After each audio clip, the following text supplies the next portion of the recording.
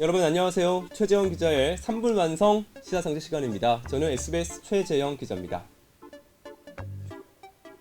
정말 날이 덥습니다. 이거 너무 덥습니다. 잠시 시원한 곳에서 저와 딱 3분만 함께 하시죠. 네, 오늘의 시사 단어는 바로 비준입니다. 비준을 설명드리기 전에 비준과 짝패처럼 등장하는 단어가 있습니다. 뭘까요? 한번 맞춰보시죠.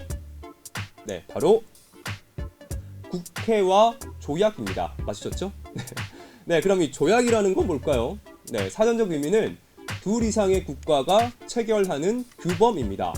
우리나라 헌법은 이 조약을 국제 법규로 보고 이 국내법과 같은 효력이 있다고 규정하고 있습니다. 이거 기억하셔야 됩니다. 국내법과 같은 효력.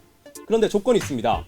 바로 조약을 최종적으로 확인하고 동의하는 절차를 거쳐야 한다. 이런 조건이죠. 바로 동의하는 절차. 그럼 누가 확인하고 동의하나요? 바로 국회입니다. 조약 체결은 대통령이 합니다. 그런데 이 조약이 정말 우리나라에게 도움이 되는 건지 따져봐야 하잖아요. 국회가 그 부분을 한 번 더 확인하는 겁니다. 국회가 따져보고 오케이 하고 대통령도 오케이 하면 조약은 비준되는 겁니다. 결국 비준이라는 건 조약을 최종적으로 확인하는 절차, 이렇게 정리할 수 있습니다. 최종 확인은 누가 한다고요? 자, 대통령과 국회입니다. 대통령과 국회입니다. 일단 대통령은 본인이 사인한 거니까 여기서 핵심은 바로 국회의 동의입니다.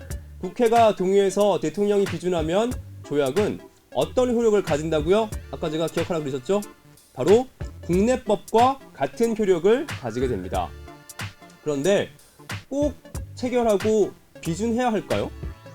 안 해도 됩니다.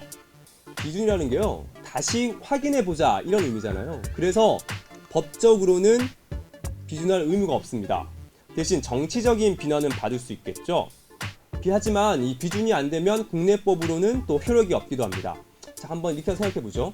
상대방 국가는 비준에서 국내법의 효력을 발생시키면서 지키겠다는 의지를 강하게 보여주는데 우리나라는 그냥 이렇게 사인만 해놓고 비준 안 하고 말로만 잘 지킬게 이러면 국제사회에서 우리나라가 꼴이 좀 무서워지지 않겠습니까?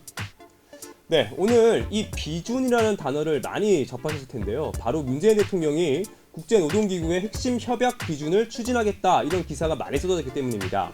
이 핵심 협약 중에서는 노동자의 결사의 자유를 보장하는 내용을 국회에서 다시 한번 검토해보겠다는 거죠. 이 결사의 자유는 공동의 목적을 가지고 단체를 조직할 수 있다 이런 자유잖아요. 이를 통해서 아마 정교조의 법의 노조 논란을 풀겠다는 겁니다. 네, 오늘은 이 비준에 대해서 좀 알아봤습니다. 주말 잘 보내시고 저는 다음 주에 인사드리겠습니다. 고맙습니다.